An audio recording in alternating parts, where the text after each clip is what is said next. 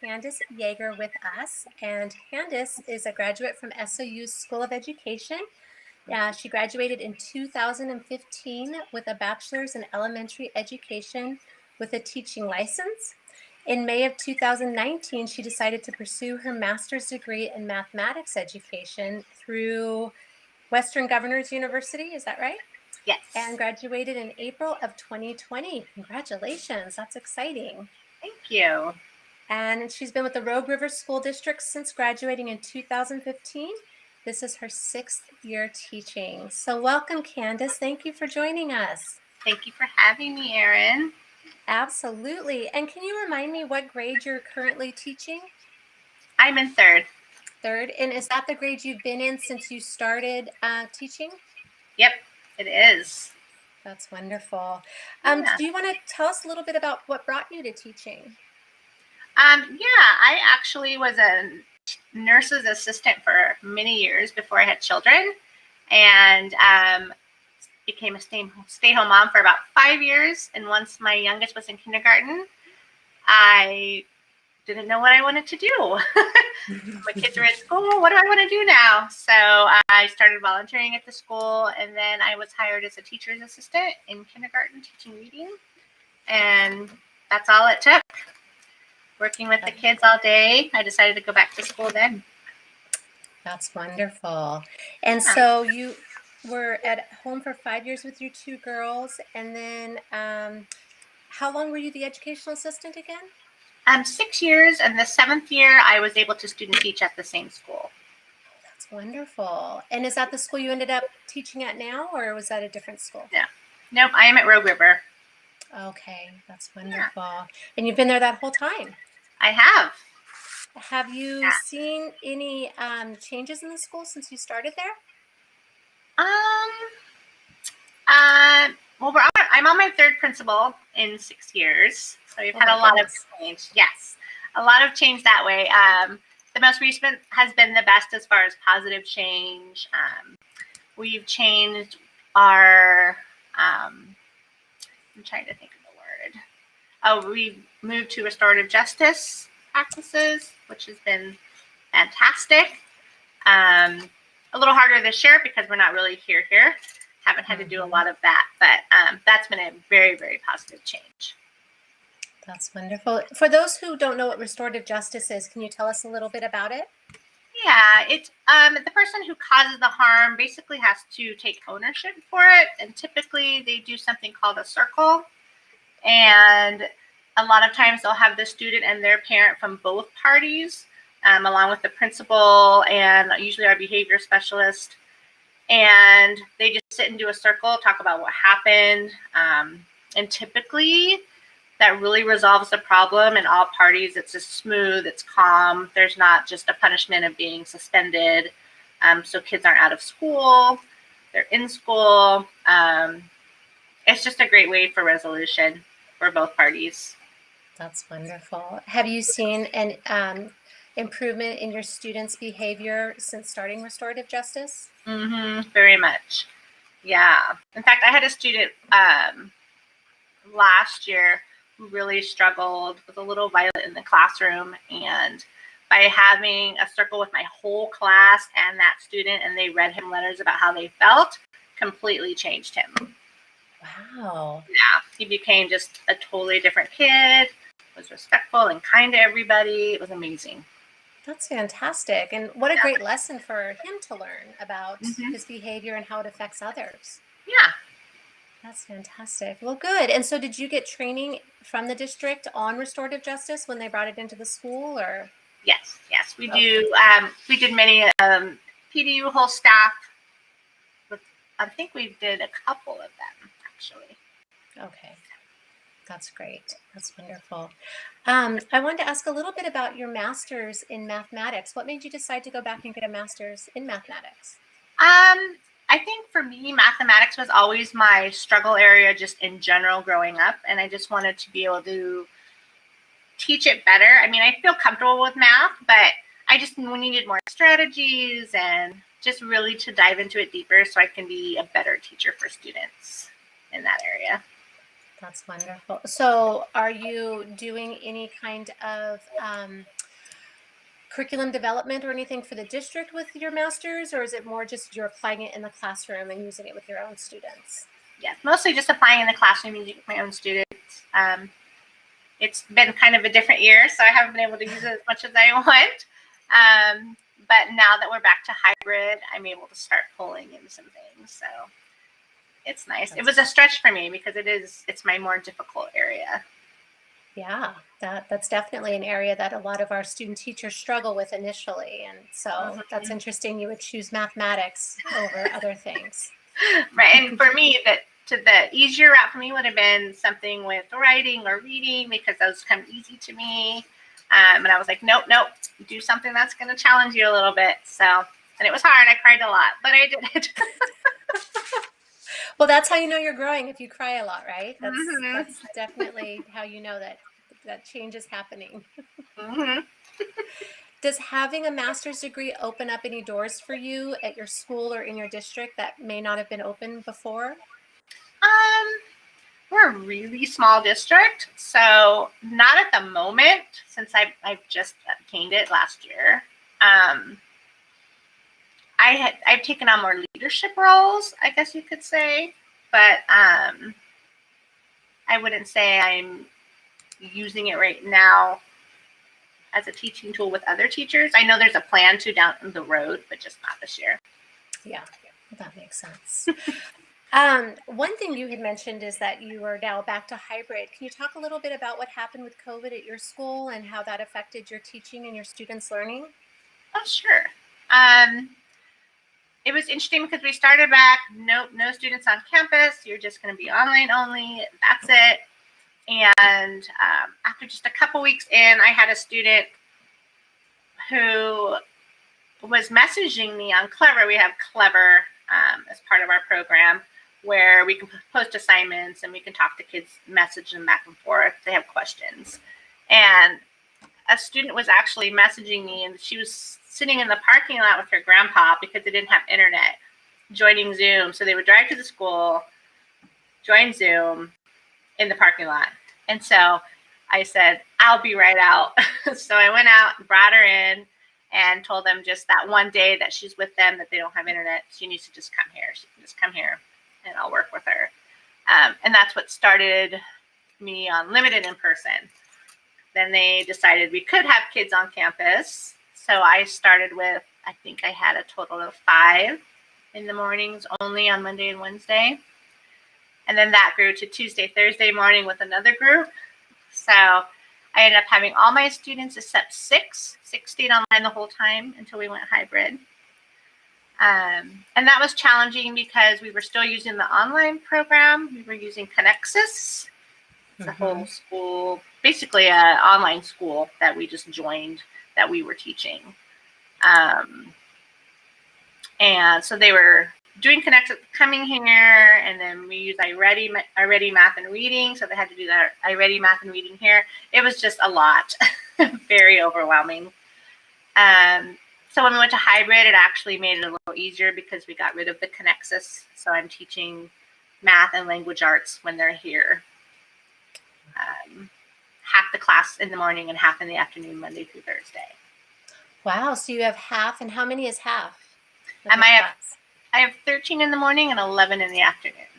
And they come daily, 4 days a week, just for half the day. Yes. What are the requirements for cleaning in between classes? That sounds a little bit, wow. Yeah. Basically, I have them grouped the AM, PM. So there's 2 desks next to each other and 6 feet apart, spread out. And when they leave, I spray down their chair and their desk and wipe it. So everything gets sprayed and cleaned, and I clean all my equipment. And then the next group comes in, and then when they leave, I spray it all down and clean everything again. And then it gets cleaned again by the janitors. So it gets a double whammy. Isn't that amazing how much more we clean now than when we used to? Mm-hmm. Yeah, and in fact, today we did graphing, but we used Lucky Charms cereal. And I was like, how can I do this so that they can do it safely, because they're going to want to eat it. So they went to recess and I sanitized their desks again. And then when they came in, they washed their hands really well, and then they were able to touch them, and then they could slide a piece under their mask to eat it afterwards. The things we have to think of and plan at this point. It's amazing. Yeah. Wow. That is fantastic, though, that you were still doing something that's related to St. Patrick's Day. I'm assuming that's where the Lucky Charms came from and that Yeah. they enjoyed it. Yeah. Now, you mentioned you're teaching math and reading right now. Is that correct? Or literacy and math? What about the other subjects? Is there something you're doing when they're not with you, or how is that being handled? Not really. We try to pull it in separate ways. Like I'll do a Scholastic News once a week. But there's just not enough time for hands-on science.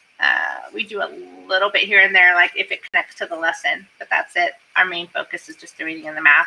And I do a lot of writing because a lot of kids basically hadn't written since last March because online learning, not a lot of pencil and paper. So a lot of them are like, oh, my hand's so sore because they're having to write and not on a computer. Absolutely. How was that to start, I guess, almost in the middle of the year with your students face to face and building community? Was that a challenge or? I start out every morning when they first come in. They're just quietly working on their spelling to get the spelling part in. And then we do morning meeting just at their desk. So they're able to share and talk about how they're doing, things they do on the weekend. It happens pretty quickly. That's great. So I'm just wondering, for new teachers, since some new teachers are in our Teachers Collaborative and some veteran teachers, what's the one piece of advice you would give to new teachers about teaching? Okay. The number one thing I think is one of the most important things is have a classroom management plan. Because if you don't get your management in place right away, the rest of the year is going to be shot for you.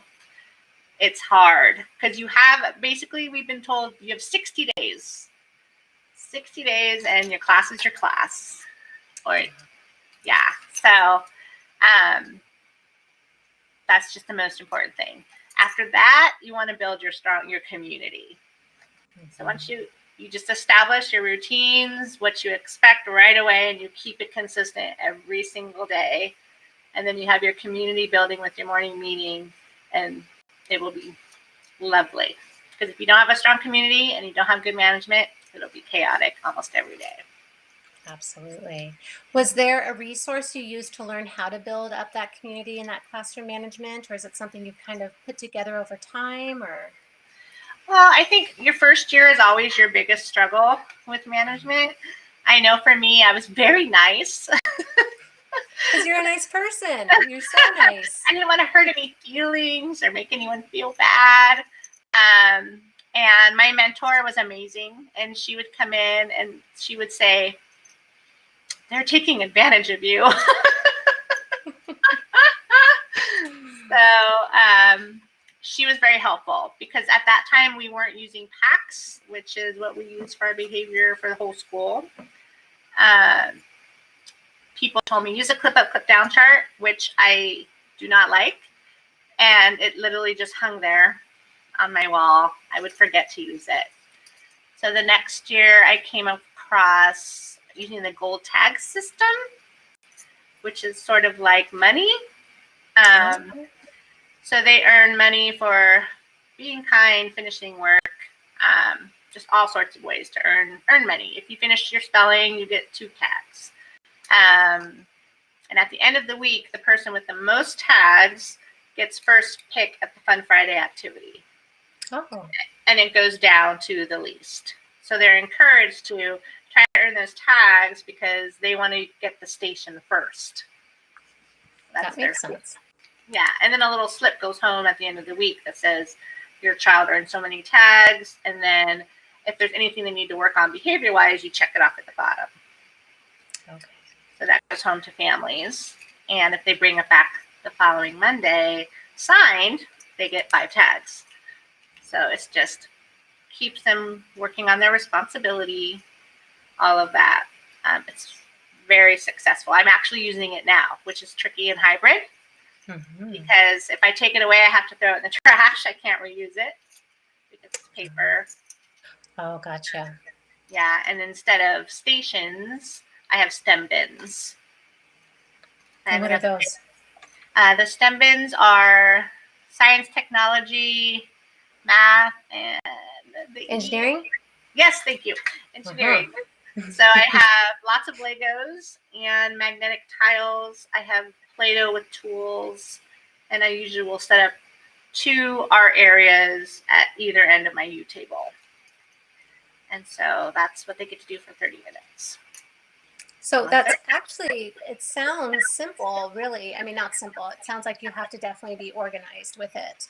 But really the reward for students at the end of the week is 30 minutes of doing one of these bins or an activity before COVID. Yeah. And all the time that saves you in the classroom from having to manage some behaviors and stuff. I mean, a half hour is really not that much time to give up at the end of a week. Right. And they love it. They walk through the door. It's Fun Friday. That's their first thing they say. They're so excited. And yeah, and our Fridays are pretty much a Friday test, recess, and they have lunch. We come back for a story, and then it's Fun Friday. And then we do Scholastic News. That's usually my typical Friday. Sounds like a nice Friday. Yeah, and they love it. It's worth it.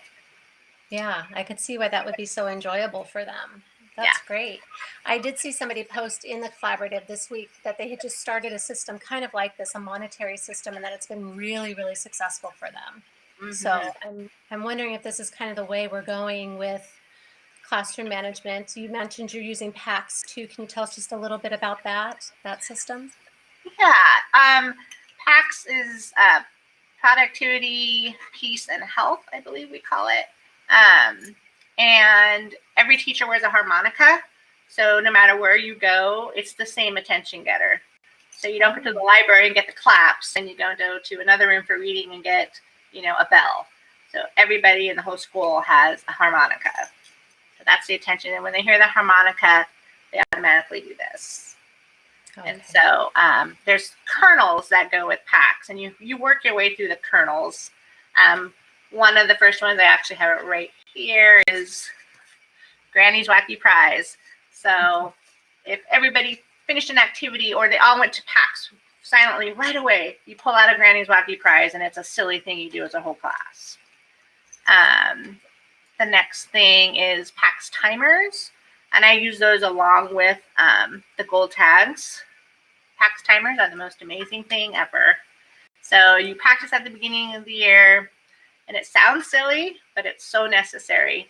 Moving from desk to carpet, carpet to desk, lining up for lunch, lining up for library, lining up to come in from lunch. And you time it. You say, okay, we're going to time it today. And then you write that time down. And every time they beat the timer, they get a spot on I use a bingo board. And so they fill up the bingo board. If we do a blackout, we have a class party. If we do just a week, they can have extra recess or just a full strip. So the timers do the timers. So is the timer really just setting up those transition times to go for a small amount of time as possible? Yeah, so there's no talking, messing around. It's, okay, my timer's on, ready to go. And they move and they sit down and you're ready to roll into the next thing without any issue. It's amazing. That's so great. Yeah, so there's a lot of it sounds like there's a little bit of outer rewards as well as inner, like the extrinsic rewards with the money, the intrinsic with the activities and just the kind of the celebrating that they're just doing a good job. So there's like a balance between the two. Yeah. That's really great. Yeah. Another one is called the Good Behavior Game that goes with PAX. So kids will have their team for the day or forever. I don't know how. All teachers do it different. But so that team will have matching bracelets that they just leave on their desk. And so they try not to get spleens throughout the day. They're called spleens. And so a spleen would be a blurt playing in your desk, talking to your neighbor, that kind of thing. And your goal as your team is to have the least amount of spleens a day. and then you decide what prize or whatever or activity the winning team gets. For me, it would be they would earn dollars for the classroom dollars. That's another one. Can't think of all of them, but we have PAX Quiet, PAX Voices, all of that. So is this something that you work on with the kids then at the beginning, again, at the year? It's that part of that setting up the community, going over these kinds of things, and I guess in fun ways with them to get them excited about it? Yeah. Okay. Wow. Yeah. That's great. That's wonderful. And so 60 days it takes to build the community and the classroom environment, and to establish these systems. And then after that, hopefully you're saving some time in transitions and without behaviors to actually teach. And it really does work. It's a huge difference. And I really, and it's also with experience. I would think by year 3 or 4, I finally felt like, okay, I've got this. Year 4 was probably the magic year where I felt like I got it down. And then COVID hit, and okay. Isn't that how it always goes, right? When you're like, I've totally got this. This is fine. Yes, then something else happens. Exactly. Something I've talked a lot about with other teachers that I've interviewed is the idea of balance, and having a balance between being a teacher and life outside of being a teacher, because it can be all consuming. You're thinking about your students a lot, issues they might have, lesson plans. There's so many different things that go into being a teacher that I don't think people always realize. And so how do you maintain balance, or try to maintain balance? Definitely try. Well, for me, I'm lucky in the sense my kids are grown. I don't have little ones at home that need me all the time. On a typical year, I usually come in Saturdays. I have to choose either to stay late Friday or come in early or come in Saturday to prep my whole week, because I don't like to prep day by day. I like to have everything ready so I don't have to go into the copy room. Every now and then you have that emergency where I forgot to copy whatever. That always works for me. It's quiet. There's no one here. I get everything done in a couple hours, and then I can relax. Or I stay late Friday. I wouldn't have to if I had a teacher assistant all the time. I've never had a full-time teacher assistant ever, so I have to do everything. This year I actually get one because of COVID to help with all the issues. So I haven't had to come in at all. And Fridays we don't have kids. So Friday we have staff meetings, SSTs, IEPs, all of those. And then I have an assistant, and I just make them in their nice stack, and they can go copy it for me. Amazing. Yes, that is amazing. That makes a difference. Yeah. It is a huge difference. That's wonderful. I was just thinking, you've taught long enough to have a student teacher. I did. I had one this year. Oh, you did? Okay. Yes. I did have someone for the first half until January, I think, was the switch. Okay. So, yeah, that was great. And that was before I had a full-time aide. Full-time aides didn't start till hybrid. So, yeah, it was great. We had fun.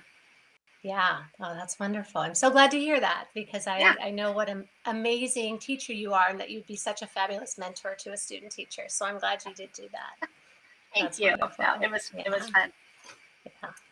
Okay, so my last question for you is, if you could change anything in education, what would it be? Oh my I know gosh. it's a big one, and I didn't prepare you for that one, but if you had a magic wand and could change anything about it, what would it be? I would get rid of state testing. Oh. That is a huge stressor. I would say typically by now, my anxiety level is through the roof, because I am having to teach kids how to take this test, because it's not just log in and do it. It's confusing.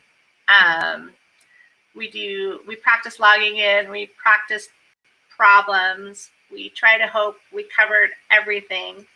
And then we have to proctor the test as well. We don't have a computer lab where they go. They do it in the classroom. So we have to be very careful, because you can lose your job if you mess up proctoring. So It's a lot and it takes forever. We don't do it all. A lot of schools will do it just all in a couple days. They just sit and take it. We strictly do about 20 minutes and they have to stop. They have recess and a snack, and then we do it again the next morning. So we don't just do it all at once. But it's a lot and it takes up a ton of time. And they hate it. It's stressful, especially kids who struggle with typing. They have to type a 5-paragraph essay. I mean, it's too much. Well, and what about the data you get from it about the students? Does it help you? Does it inform your instruction of them moving forward? Or I think as a teacher, you know where they're at. Like, I know where they're at. And the test just, oh, yep, I'm not surprised. Or, oh, yep, they rushed. Of course, they do it in class. Like, it's just, it's nothing I don't already know. Yeah. So you're saying it takes up a lot of time. Mm-hmm. It's stressful for everybody involved and may not actually produce the results of what students actually know. Exactly. Yes. Because you can watch what they're doing, and some kids will just start clicking. And if you're not on your computer, you can stop them. No.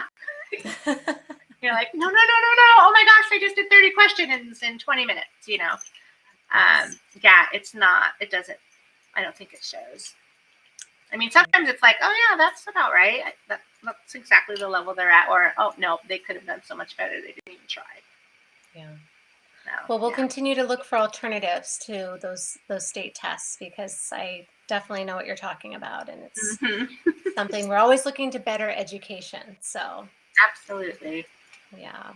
Well, is there anything else you'd like to throw out to people while I have you here that we haven't covered? I don't think so. We covered a lot more than I thought I would. Well, thank you so much for joining me. It's so good to see you. I can't believe it's been 5 years. I think we said 5 or 6 years since I've seen you last. But I love that a lot of the teachers we prepare in our programs stay local. So we know that we've got fantastic teachers in our schools, and it's so nice to be able to catch up. So thank you so much. It is. Yeah. Thank you for having me. It was fun. I hope I helped somebody. I'm sure you did. And enjoy the rest of your afternoon and have a great spring break. All right. Thank you. You too. Thank you. Okay. I'll see you soon. All right. Bye, Candace. Bye.